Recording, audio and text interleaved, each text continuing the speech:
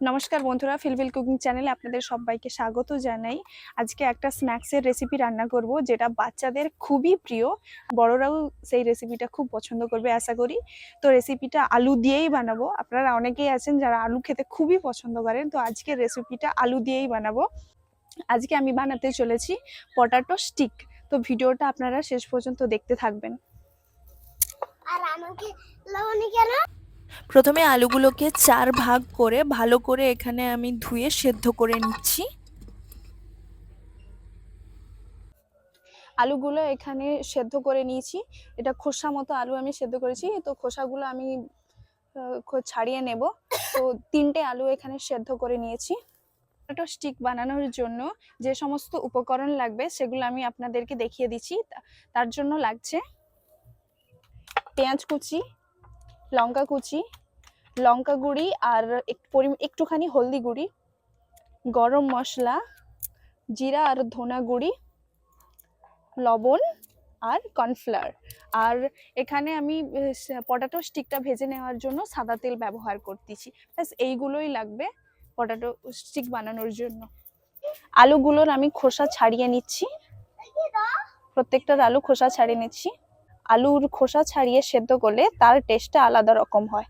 খোসা মতো সেদ্ধ করলে টেস্টটা একটু ভালো হয়, তাই আমি আলু খোসা সমেত সেদ্ধ করেছি। আলুর খোসাগুলো ছাড়িয়ে নিয়েছি, এই দেখতে পাচ্ছেন আলুর খোসাগুলো ছাড়িয়ে দিয়ে এবার আপনারা স্ম্যাশার দিয়ে বা এরকম দিয়ে আপনারা এটা থেকে ভালো করে চুড়ে নিতে পারেন। আলুগুলো আমি ভালো করে ঘষে নিচ্ছি, ঘষে দিলে কোনো লাংস থাকে না।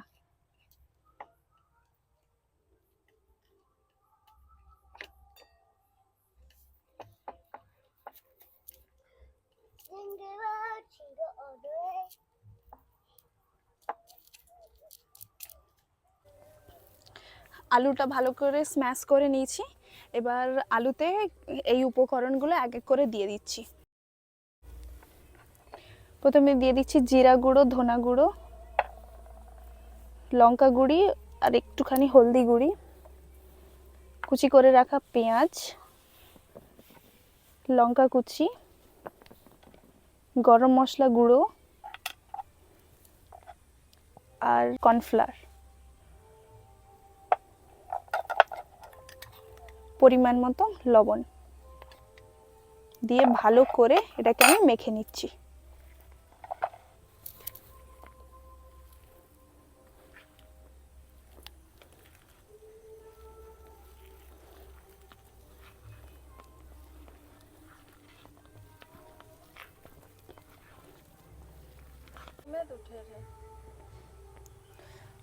আলুটা এখানে ভালো করে মেখে নিয়েছি, আর হাতে আমি একটু তেল নিয়ে নিয়েছি।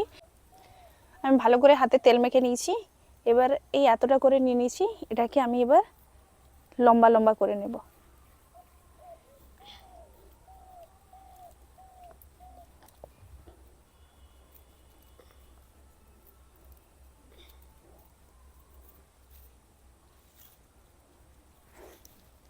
লম্বা লম্বা করে নিচ্ছি।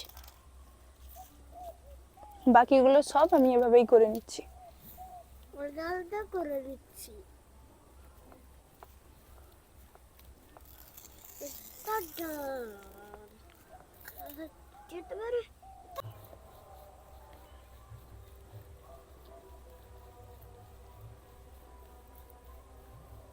কত সুন্দর লম্বা লম্বা হয়ে যাচ্ছে।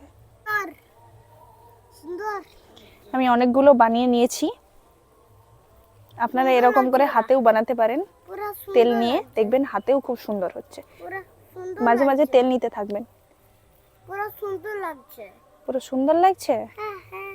ওই বাবা গো, আমার খেতে ইচ্ছে হচ্ছে। তোর খেতে ইচ্ছা হচ্ছে? হ্যাঁ। আচ্ছা ঠিক আছে। না না না। সবগুলো স্টিক বানিয়ে নিয়েছি, পটাটো স্টিক সব বানিয়ে নিয়েছি। এবার শুধু কড়াইতে তেল দিয়ে ফ্রাই করে নেব। কড়াইতে সাদা তেল দিয়ে দিচ্ছি ভাজার জন্য। কড়াইটা তেতে গেছে, আমি এক এক করে স্টিকগুলো দিয়ে দিচ্ছি। সাবধানে স্টিকগুলো দিতে হবে যাতে ভেঙে না যায়।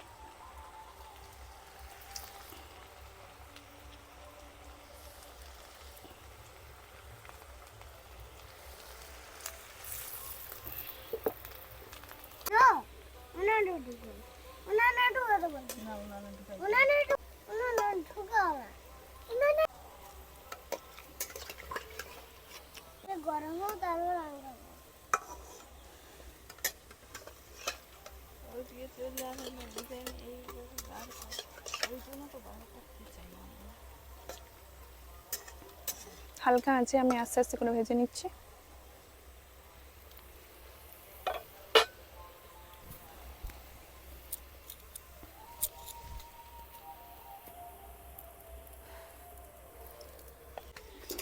ভাজা হয়ে গেছে, খুব সুন্দর লাল করে আমি ভেজে নিয়েছি।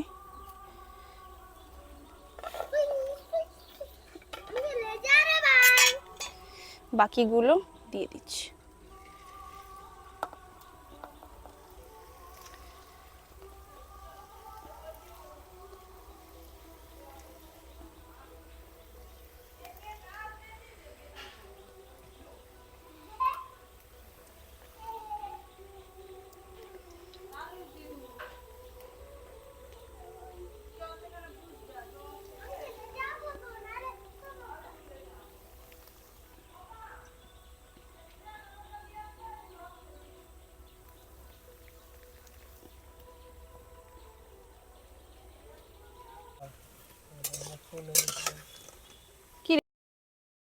সব পটাটো স্টিকগুলো ভাজা হয়ে গেছে, সবগুলো দেখতে পটাটো স্টিকগুলো ভাজা হয়ে গেছে, তুলে নিচ্ছি।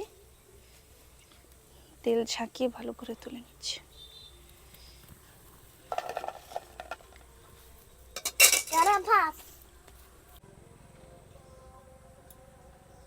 দেখতেই পাচ্ছেন কতটা মুচমুচে আর কতটা সুন্দর হয়েছে, এই দেখুন।